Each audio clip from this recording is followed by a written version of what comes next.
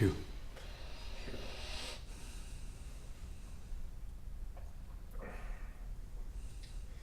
As you were saying earlier, you were born into a Catholic scene. Your parents were Family in general was brought into a Catholic view of the spiritual life. And you mentioned that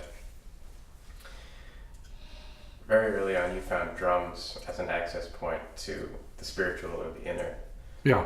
And that you related that as a very young human to prayer, to the practice, the Catholic practice of prayer. Yeah, same thing. Same thing. One was with words, and the other was with sound. Sound. One was more with the mind, the other one was more with the deeper inner spirit. Mm-hmm. One was with thought, and the other was with the whole body, in this case. So music is whole body prayer. Mm-hmm.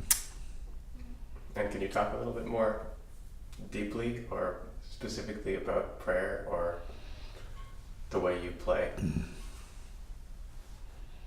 Prayer is a form of communication with a deity, inner deity, let's say, with your God, your God, factor, force, or ideal.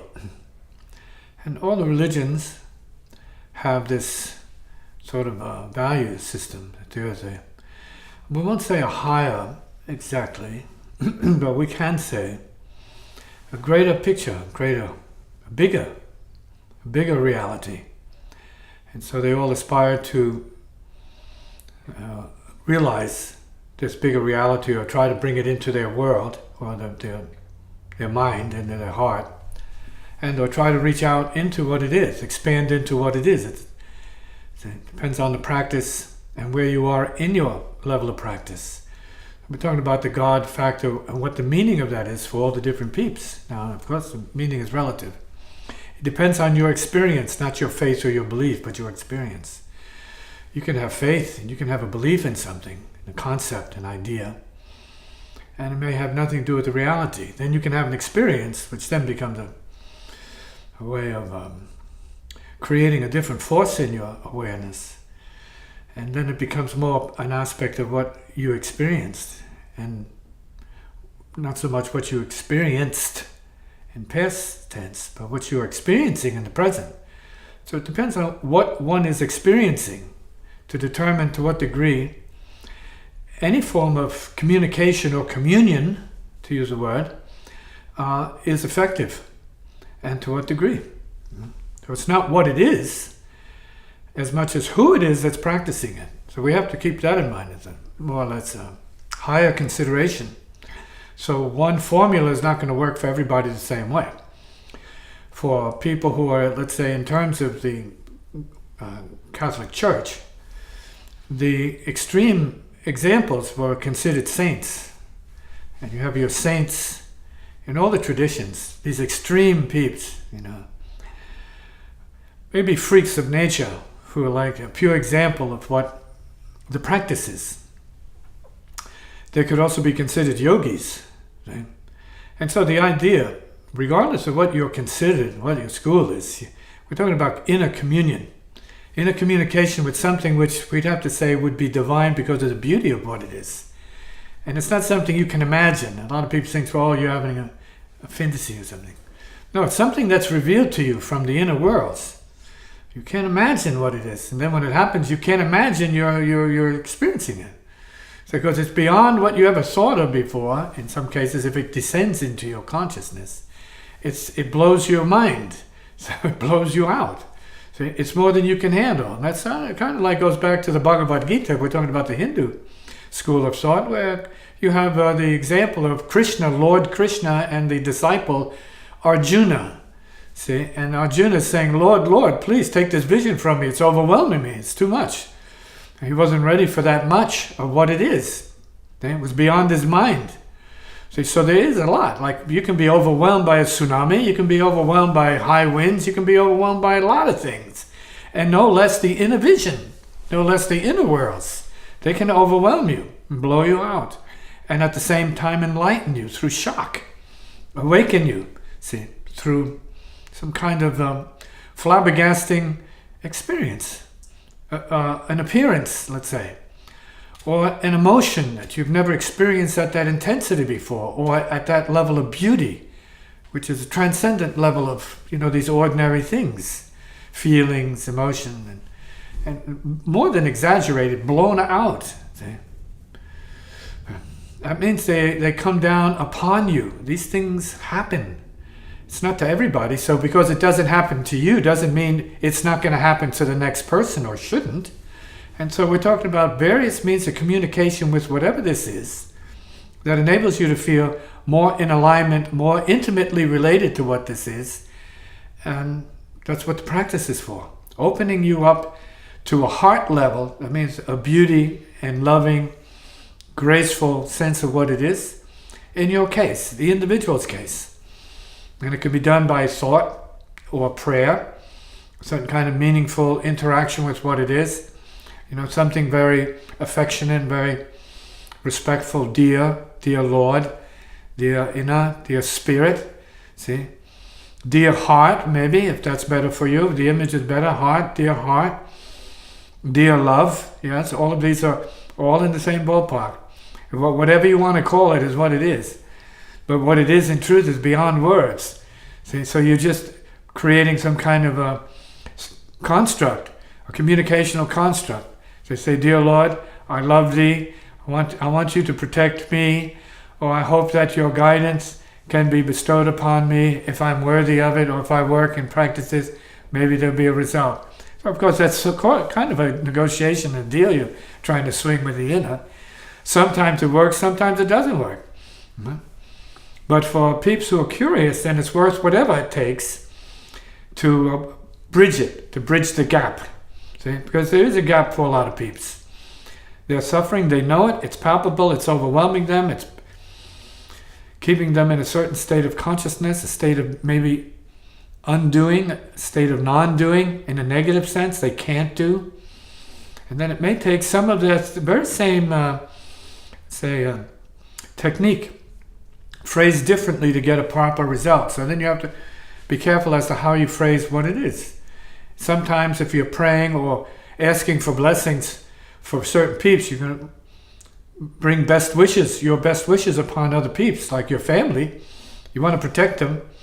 You sometimes have to do it through your thought. You can't just leave it void of impression and intention and meaning. You have to put it out there. Say, well, what do you think about this?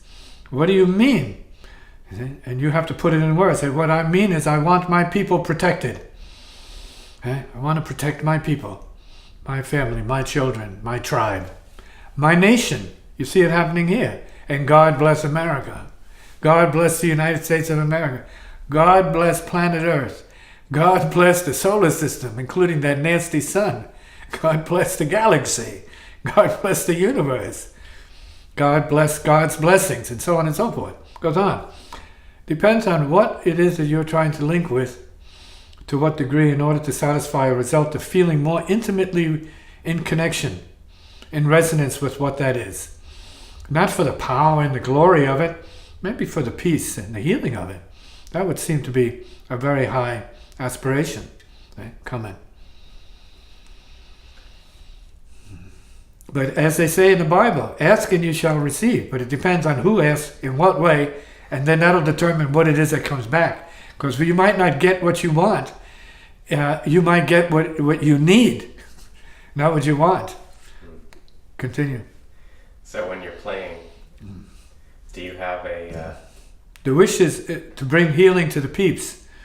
That I'm more or less acting in this unconscious in a way, but I'm conscious of it now, so it's somewhat conscious.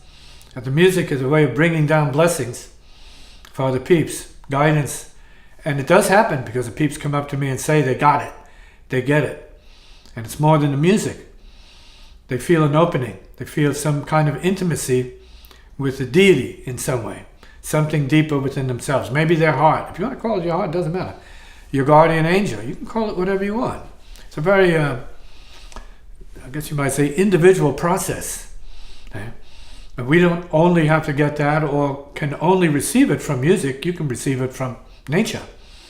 And nature speaks, the music speaks, the mountains speak, the rivers speak, the sky speaks, the clouds speak, the sun speaks, the planets speak, space speaks. You can also enable yourself somehow to have a very sacred interaction with this thing called space, the vastness of space. Okay? Not as some kind of an empty sort of negative space, but a positive, see? Heart space. See? Call it zero heart space. See? Come in.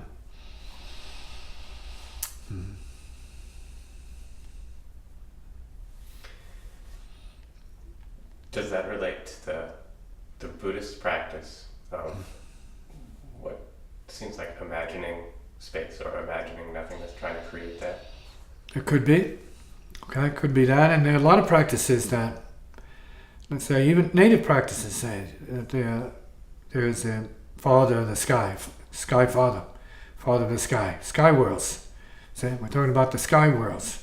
See, it's not just projections. We see the planets, we see things up there, regardless of the time that they seem to be showing up as. We are the expanse of the universe. We just don't operate from an understanding or a realization of what that is. We're not making it real to ourselves because we're preoccupied with much less than the universe, our field. We're more preoccupied with our suffering and our struggling on the earth and with our karmic debt here as a more or less mortal trying to make the most of their time on this planet. And it's a short time. It's actually within a blink of an eye. You're born and you're dead before you know it. It's over. And you're on to other, let's say, escapades, other adventures. But you don't know that till you get to that place where that becomes reality for yourself. Yeah. So this is what it is.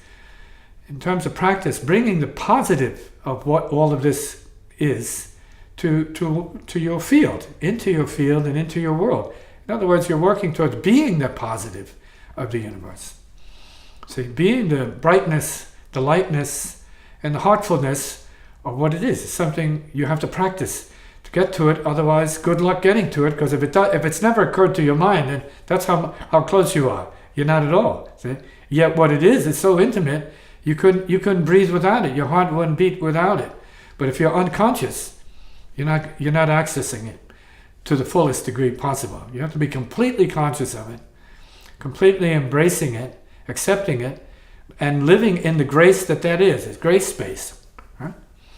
It's not imaginary. It's for real. It's imaginary when you're that removed from it. Then it has to be a matter for some peeps, skeptics, a belief system, a belief program, but not if you're in the field of what that is. Then there's no question about it. You can't even speak about it. And say, what? You don't know this? You don't feel this? And people say, no, they don't feel it because they're dead.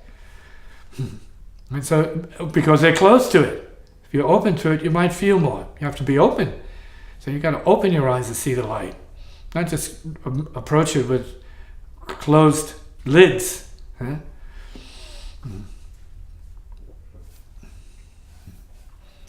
So the belief systems that are out there, useful up to a point. They're part of the imaginary side of what it is. They're not real, but you're trying to make it real. You're trying to transition from a gravitational state of dense materialism and appearances into something which is bright beyond appearances and full beyond your imagination. See? Full. And so you have to do something. You have to use some form of mock-up to get to that place. You have to make it real. That's what practicing realization is about. Making it real for you, and that's for other peeps. It's your potential as a human being. That means you're part beast in the form of a man or human, and part angelic, which means you have a lot of power you can bring down into your situation. A lot of light power you can bring down if you so choose to do that. And if you learn how to do it, and you can bring the light down into yourself, opening to it, and bring it down for your people. And even if they're not open to it, you can ask that it be given to them for when they're ready to receive it. Okay? And be open to the process of granting everybody, all beings, the blessings of the spiritual. Peace, spiritual light, enlightenment, spiritual freedom, liberation.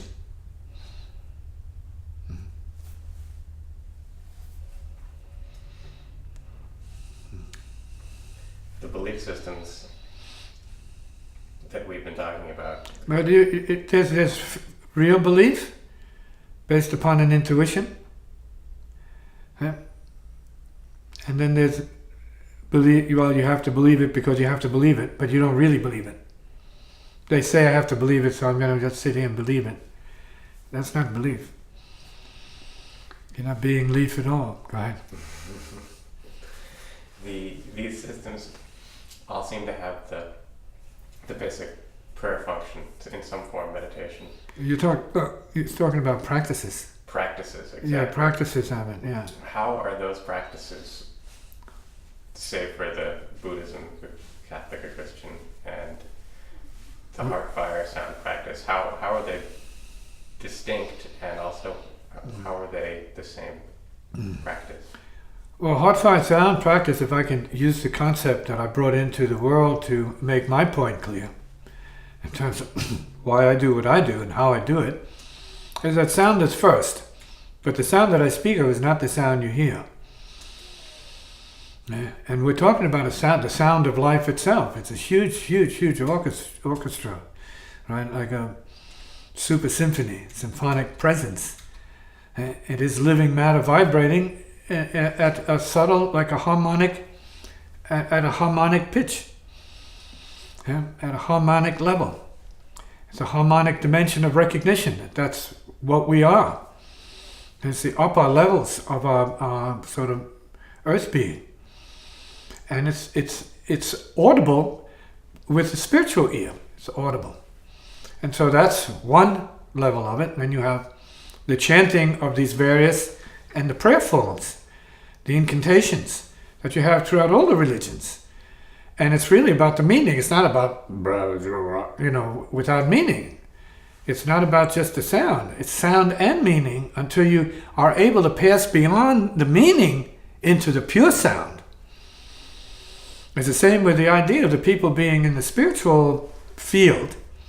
It's a concept, the spiritual field.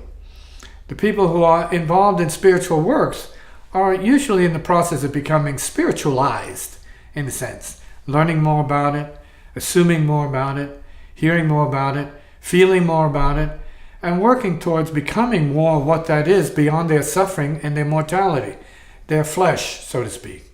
Becoming more a part of what the spirit is, as a reality unto itself. So it's present, it's all pervasive, right? It fills us up with life, there's no question about that. Without it we couldn't breathe, we couldn't be. So it is present. We are a demonstration of it, but we're also a karmic demonstration with parameters and limitations, with false assumptions and programs that define us more as human beings rather than angelic beings. Not because of what we look like, but because of how we relate to everything. So then it becomes a matter of, well, you become spiritualized in terms of how you understand the spirit and how it works. Is it outside of you? Is it just inside of you? Is it all around you? What is it? How does it function? How does it show up? How do you use it? How does anybody use it? Is it impersonal? Is it something that's subject to a cult only? Is it national? Does it have a favorite country, a favorite mountain, or a favorite this, that, or whatever? Is it something that's preferential, which sounds, if you look at it from a certain view, it's madness. No, it's all pervasive. So it's really a matter of what you tap into, and on occasion, it's what it does to you. It can, by mysterious law, appear to you and interfere with your processes and actually speak to you in a certain way, which has happened to many mystics who aren't really out of their minds at all. Ordinary beings before that, and after that, not so ordinary. Yeah. And so it really depends on your history, your karma, your tendencies, your programs. And this thing, if we're calling it a force, presence, it can find its way to you for its own purposes. And we say, well, or it has been said, many are called, but few are chosen. And out of the few called, right, or few chosen, few can do what it demands of them. See? So many may be chosen, but few can do what it is. See, that it asks you to do, which is more to be like it is, to be it, to be that. So who can be that? See, free, that clear, that open, that purely immaterial reality of heart presence. Let's say compassion. Yeah. People may not believe that. Skeptics don't believe any of this, but that's their, I guess you might say, limitation. Yeah. Because when you have the experience, it blows your limitations out of the box, and then you are realized. You know what it is. And from that place, anything and everything goes, because you're in touch with the infinite, spirit, let's say, and your mind is touched by the fire, and you have to deal with that. See? Part of the heart fire understanding. But the religions are not wrong in what they teach the people. See? And then we're calling them formal religions. Everybody's a religious people. Everybody has feelings and devotion to one thing or other. There be your religions where your heart is. There's your religion. It's what you're devoted to. That's your religion. What you believe or feel is real to you. That's your religion. See, we're talking about a type of religious organization with a doctrine and so on. No, everybody has their own. Everybody is their own. It's just not as developed or advanced as some of these others. But everybody's living by their own ignorance, their doctrine of ignorance, doctrine of avoidance, doctrine of separation, doctrine of division, right? Doctrine of ignorance. Yeah? It's not any less sacred, because without that you wouldn't be able to move to a doctrine of knowing. We're going to start somewhere.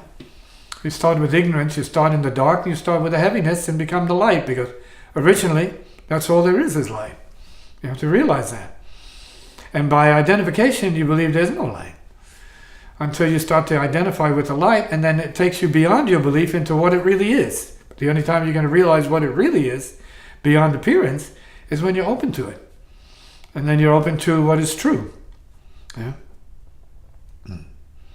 So all the religions, on all sides of the map, see, all regions of the world, have their chants. Mostly natives do their chanting. It's the same thing. It's a form of worship, form of prayer, form of invocation, and a form of communication.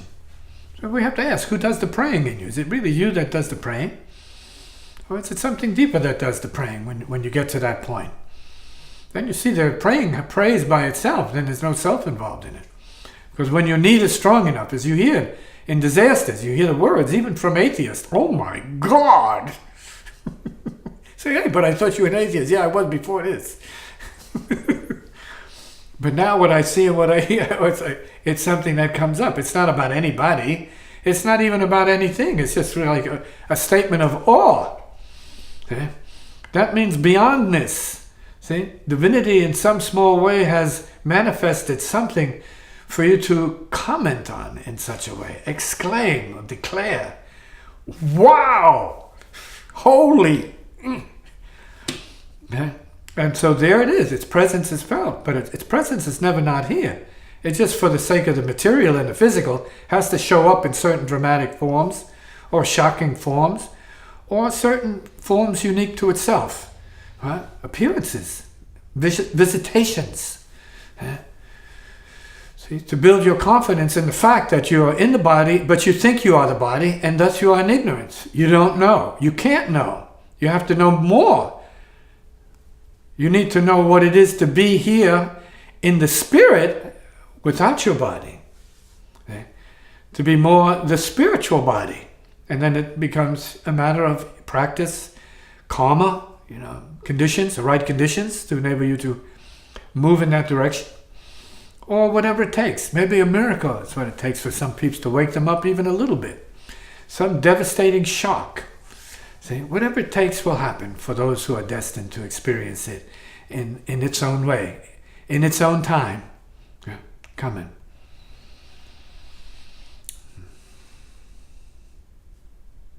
So then, the urgency to practice relates to the inevitability. Well, the urgency to practice is based upon the simple fact that you're running out of time. And you're not aware. Ordinarily, you don't know when you're going to go. You don't know how many minutes you have. You don't have any access to the situation that you were born into that you already priorly agreed to, which is to die. But you're not with that. Very few people are with that. Some people are right up at that point. They're old enough, or they feel it's going to happen. They suspect it's going to happen. Sometimes it's true. It is going to happen. Some people have premonitions. That means they're warned by the event because it already happened. They haven't experienced it yet. See? You can't be warned about something that didn't already happen. You're warned because of something that already happened. You got the wave before it manifests on the physical plane. Yeah. And so, comment.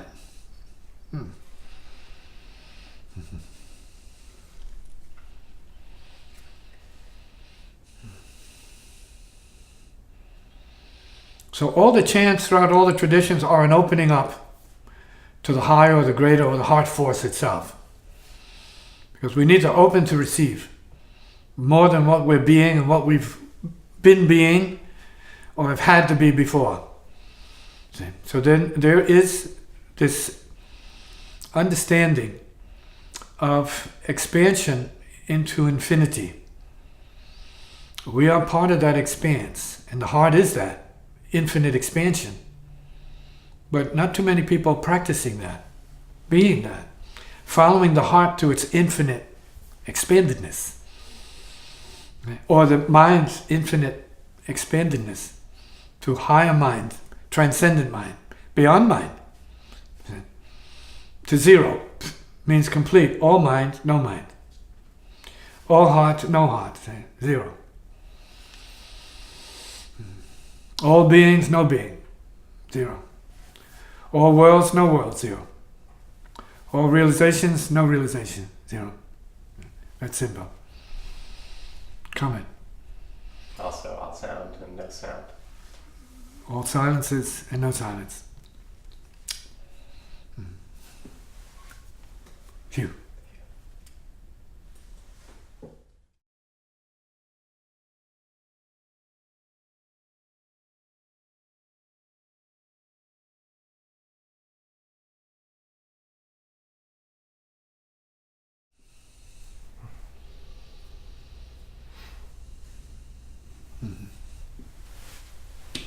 The only fullness is fullness. Paradox is not fullness. Paradox is paradox.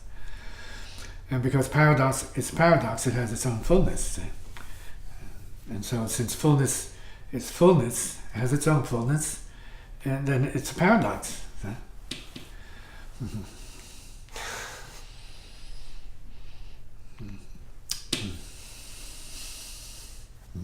It's as simple as that.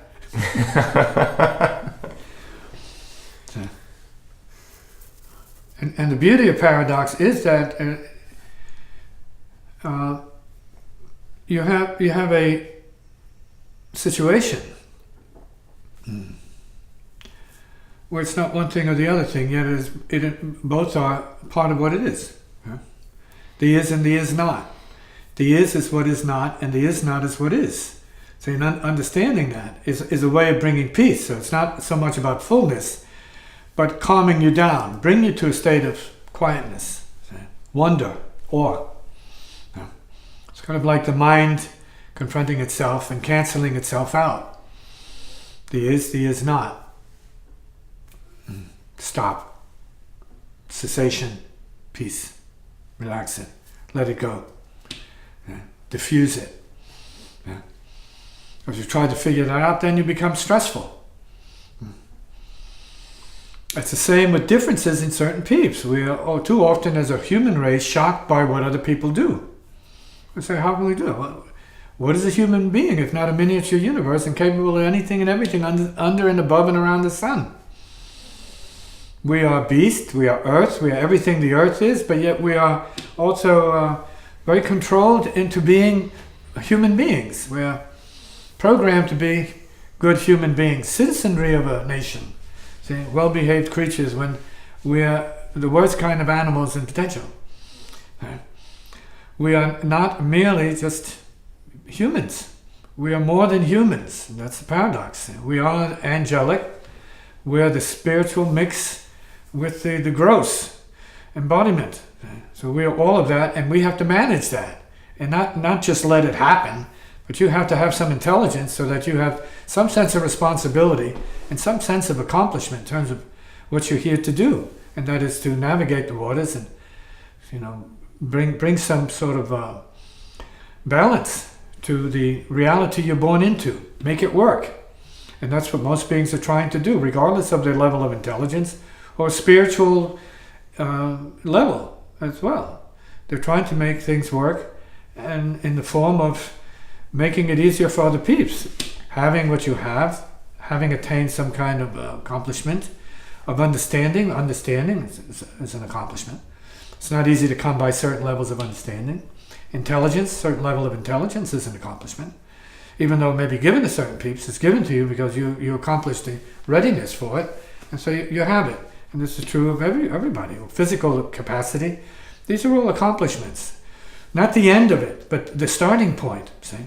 You have the accomplishment, now what are you going to do with it? Whatever it is. Just look at yourself in the mirror and spend your life, being dazzled by your appearance, or you're going to go beyond your appearance and be dazzled by the universe that's needing proper communication from you. Yeah? And that's the paradox. See, the communication from what? From yourself in the form of the universe talking to itself? It could be. Comment.